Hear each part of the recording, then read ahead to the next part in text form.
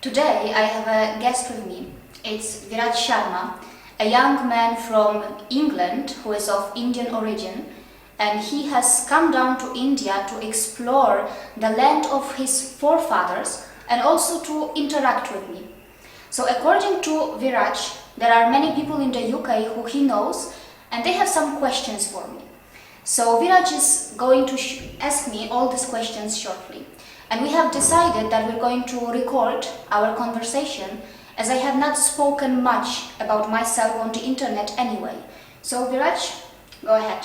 Thank you very much for having me, Karolina. I've been watching your page, India in Details, for quite some while now, and I have questions just like any other person, but before I go on to ask those, I'd firstly like to say that not only have you successfully claimed a global outreach through the likes of YouTube and Facebook, but also you have done a lot of good work in rectifying India's perceived image on a global scale, and in return I think you have been given accolades from foreign Indian embassies such as South Korea and Poland, like from the country where you're from.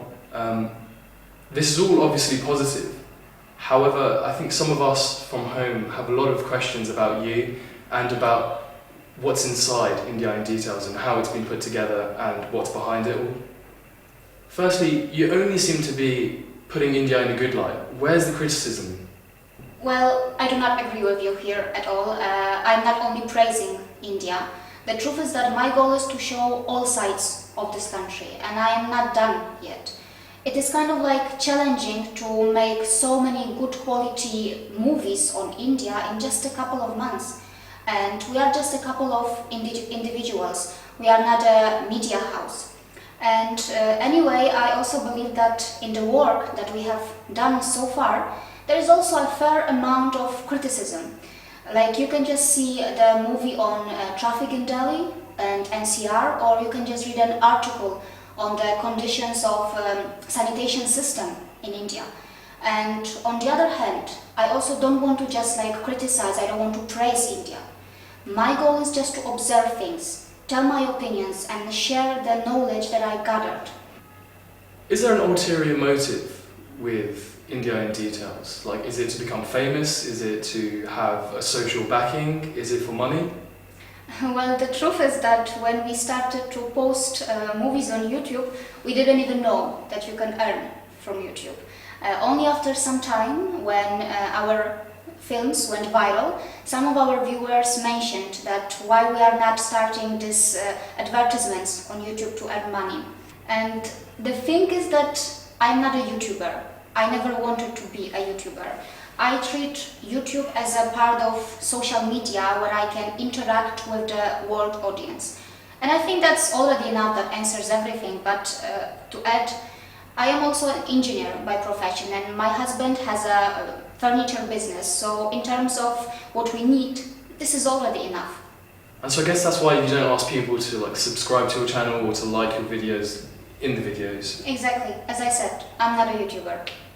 Isn't it a paradox that you promote the heritage of India and the culture of India when you yourself have left your home country of Poland to come and embrace a foreign land? People would ask, why aren't you back in Poland, the country of your origin and birth? First of all, I don't promote anyone. I promote truth and humanity and anything that is connected with it. And the truth is that this ancient wisdom from India represents both truth and humanity.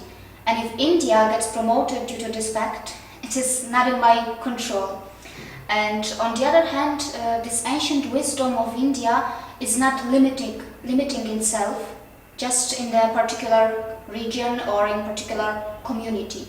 So at some stage, if I become a more known person in Poland, I believe that Polish people will benefit by India's yoga, Ayurveda, spirituality, and this message that Indian ancient wisdom brings, and that is that the world is one, that we are one big family.